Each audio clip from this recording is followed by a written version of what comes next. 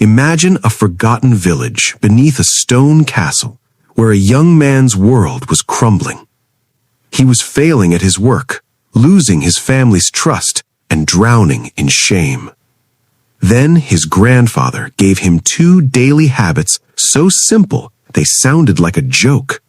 7 days later, everything began to shift. This is the story of how those 2 habits lifted a broken apprentice from ruin to building a legacy that transformed him, his family, his village, and everyone who knew him. What is the one habit you keep ignoring, even though you know it could reshape your life? Let's see if it matches the story. In the village of Beth Tamar, under the shadow of King Hadad's castle, lived a young man named Azrakam. He was an apprentice to Master Tobiah, the finest manuscript illuminator in the region. His hands were supposed to paint letters of gold and weave colors into sacred pages. But Azrakam's life was a mess. He slept late every night, watching the embers of the fire until his eyes burned. In the morning, he dragged himself from his mat long after sunrise, always rushing. One grim afternoon, he stumbled into the workshop late again. His fingers trembled as he lifted a pot of costly lapis ink. Before he could steady it, the pot tipped. Deep blue flooded across a nearly finished page, a psalter order for the king's steward. Master Tobiah stared at the ruined work, his face white with fury. He struck the table with his fist. "You are hopeless, Azrakam. Another mistake and you'll be sweeping stables instead of painting words of heaven." The shame fell on Azrakam like a heavy cloak. That same week, his widowed mother coughed without stopping. A fever had settled in her chest, and the village healer demanded silver for medicine. Azrakam had no coins. He went to a moneylender named Shimon, who grinned and counted out the silver with cruel interest.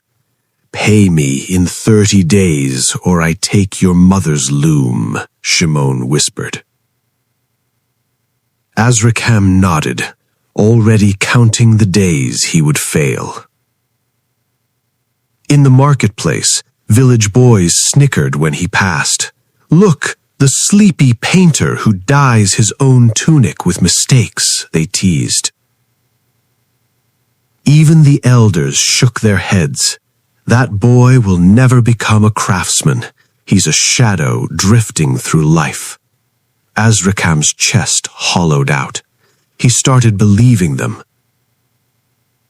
One evening, a traveling scribe displayed a beautifully illuminated scroll in the village square.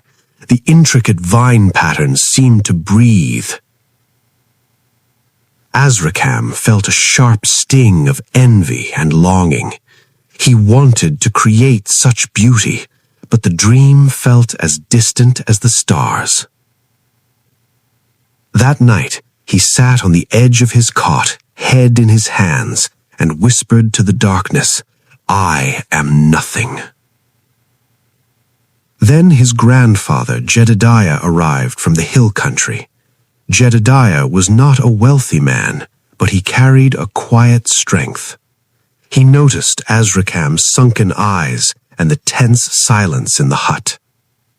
After a simple meal, Jedediah placed his weathered hand on Azrakam's shoulder and said, "Boy, the world reshapes itself every morning without a sound.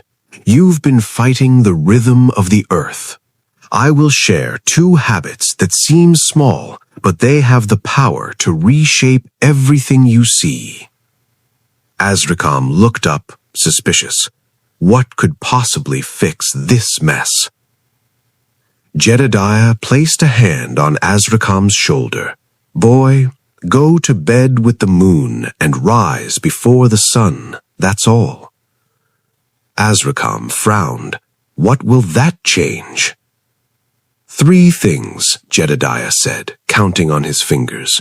You will steal extra time while others snore. Your mind will sharpen like a blade on stone, and a quiet calm will sit inside you from morning to night. Simple habits, big rewards. Jedediah continued, When the last bird sings, go to your mat and sleep. When the first bird chirps before the sun, rise and greet the day. That is all. Early to bed, early to rise. Two ignored daily habits that kings and shepherds often forget. Sleep cannot cure my deaths or steady my hands, Azrikam scoffed. The pillow that steals your dawn also steals your destiny, Jedediah replied softly. Try it for 1 week. What have you left to lose? That night, Azrikam forced himself to lie down before the evening star appeared. Sleep came slowly, but it came. In the cold purple light before dawn, he opened his eyes to the sound of a distant rooster. The world was silent and still. He washed his face and walked to the workshop alone. For the first time, no master shouted, no tasks screamed. He picked up a scrap of parchment and began practicing a single illuminated letter. His hand, still weak, made no mistakes. A small spark of hope flickered inside him. He repeated the habit the next day and the next. On the fourth morning, something shifted. Azrikam realized that the sunrise does not burst. It patiently reshapes the darkness, one ray at a time. He started using the extra morning hours to organize pigments and sharpen quills. Master Tobiah noticed that the boy no longer spilled things. One afternoon, the gruff master grunted, "Better."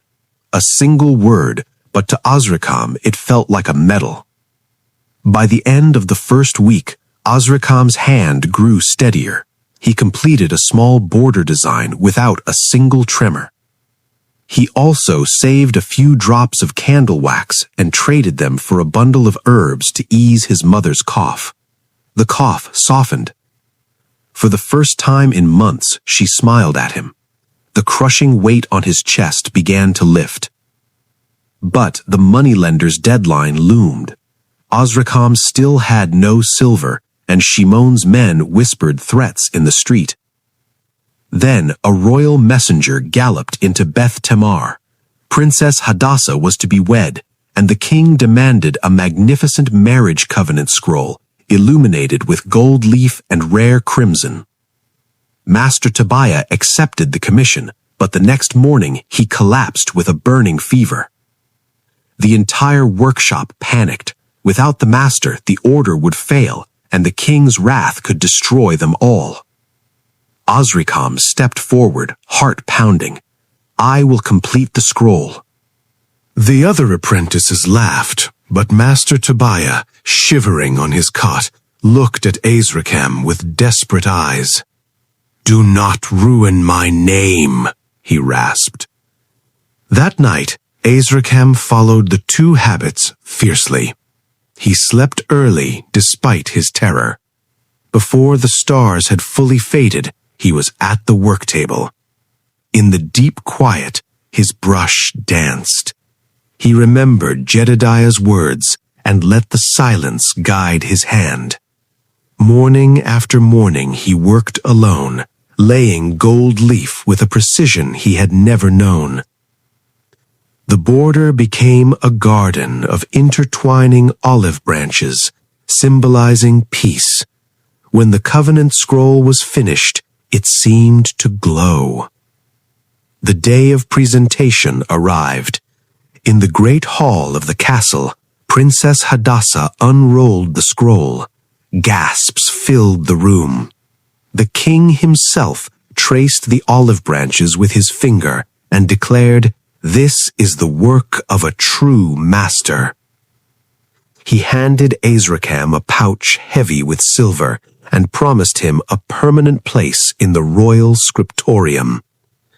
Azrikam paid Shimon every last coin and tore up the debt bond.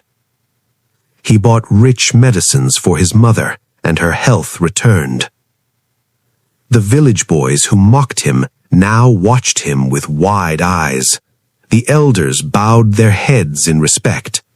Master Tobiah, recovering, proudly called Azrikam his equal. But the two habits had not finished their work. With his new confidence, Azrikam began rising even earlier to teach the village children to read and write under an old olive tree. He did it for free, remembering how hopelessness had nearly swallowed him. Soon, parents joined. The morning classes grew. Azrikam discovered that leadership was not about shouting orders, but about showing up first with a lighted lamp. He organized the villagers to dig an irrigation channel by working in the cool dawn hours when the sun did not beat down. The fields produced double the harvest. The village's prosperity reached the king's ears, and he granted Beth Tamar a market charter. Traders came, and the village bloomed. Years later, Azrikam built a large scriptorium where young men and women learned the art of illumination. He also constructed a small library open to all. On the day the library doors opened, he climbed a hill before sunrise and watched the light reshape the valley.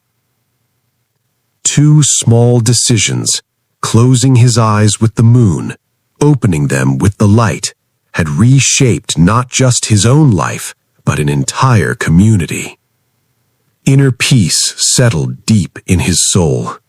He no longer chased recognition or feared poverty. The quiet rhythm of sleeping and arising had become the drumbeat of a disciplined mind. He often told his own grandchildren, "The world will always offer you chaos at midnight and panic at noon. But if you control the first hour of your day, you control the direction of your life." Going to bed early and rising with the first light saves you hours the world wastes in grogginess. The deep rest sharpens your concentration like a polished blade, and the quiet dawn settles your mind into a calm that lasts all day. 2 small choices that reshape everything. So, what about you? These 2 habits, going to bed early and rising early, are so ignored that they have become invisible. Yet they are the key that unlocks clarity, skill, confidence, leadership, love, and legacy. They solved Azrikam's poverty, mended his relationships, built his career, and brought peace to his spirit. They can do the same for you.